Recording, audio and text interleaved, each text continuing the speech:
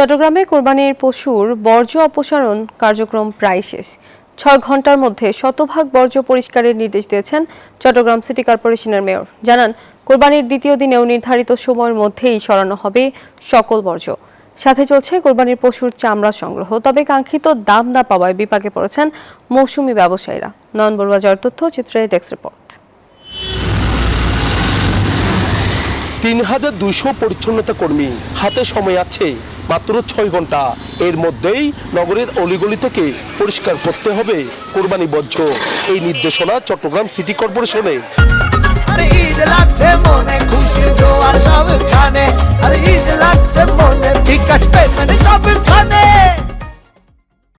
Mayor doctor শাহাদাত হোসেনের ঈদের সকাল থেকে নগরীর বিভিন্ন এলাকা ঘুরে পরিচ্ছন্নতা কর্মীদের দিক নির্দেশনা দেন তিনি।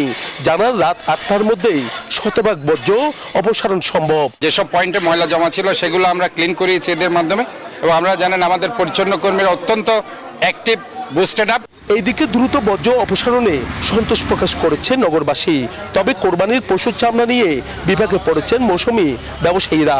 তাদের অভিযোগ, ছোট গরুর চামড়া অনেক আড়তদার নিচ্ছেন না, আর বড় গরুর চামড়ারও মিলছে না প্রত্যাশিত দাম। কতগুলো ছোট চামড়া এগুলোতে নিচ্ছে না, বড় যেগুলো হেভি চামড়া ওগুলো বলতেছে ১০০ টাকা, ১২০ টাকা এরকম বলতেছে। চামড়া কয়েক বছর, আজকে 4.5 বছর কোনো রেট নেই, আর বছর ফেলা দিছে অনেকে চামড়া। বিকেল বেলা লাগবে না, বিকেলের আগে আগে বর্জ্য ব্যবস্থা পরিষ্কার হয়ে যাবে ইনশাআল্লাহ। এই টিম কাজ করতেছে বিভিন্ন ওয়ার্ডের মধ্যে এবং বিভিন্ন গুরুত্বপূর্ণ স্থানে। অবশ্যই এই আজকের মধ্যে পরিষ্কার হয়ে যাবে। এইদিকে চামড়া আড়তদারদের দাবি, বাজার পরিস্থিতি বিবেচনায় রেখে চামড়া সংগ্রহ করছেন তারা। এই যেভাবে কিনে আমরা সেইভাবে কাঁচা চামড়া কিনবো, যেন আমরা লোকসান না হয়, মৌসুমি ব্যবসায়ী লোকসান না হয়। ওই মাজার গরুর যেগুলো এগুলো 400 টাকা 500 টাকা কিনতেছি, আর ছোটগুলো আমরা কিনতেছি না। চামড়া সংক্রান্ত সমস্যা দ্রুত সমাধানের দাবি সংশ্লিষ্টদের।